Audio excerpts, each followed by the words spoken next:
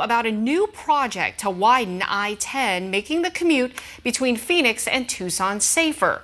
The construction project getting a big boost thanks to money provided by the federal government. And today, Transportation Secretary Pete Buttigieg talked with Will Pitts about the project and upgrading Arizona's aging infrastructure.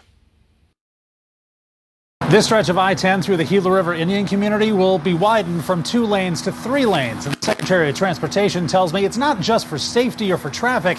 It's because this road and a lot of our infrastructure is really old. We're talking about 65,000 vehicles a day and growing. Going through this relatively small stretch and on those narrow highways, it just doesn't work. Transportation Secretary Pete Buttigieg with yet another award of money for Arizona infrastructure, this time for a 10-mile stretch of I-10 from the 202 down to Highway 187. That's not the sexy subject, but it is the subject that needs to be talked about because we have a lot of aging infrastructure, right? Yeah, when the infrastructure is working well, you don't actually have to think about it that much. So the Biden administration is giving Arizona $95 million to take that stretch of road from 2 lanes to 3.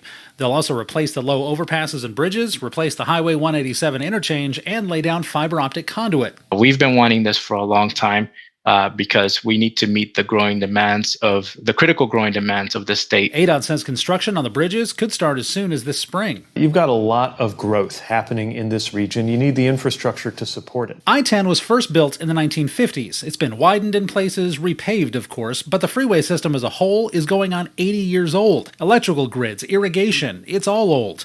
A key piece of the Biden administration was the bipartisan infrastructure law, meant to update and replace some of it. We as a country have not invested the way we needed to, really for the last 40 or 50 years. President Biden was determined to change that when he took office. I think part of why we got good bipartisan support for this bill was that it's not a political thing. It's just a clear and obvious need. So far, the administration has spent a lot of money in Arizona. The U.S. Department of Transportation says $3.5 billion on more than 250 projects.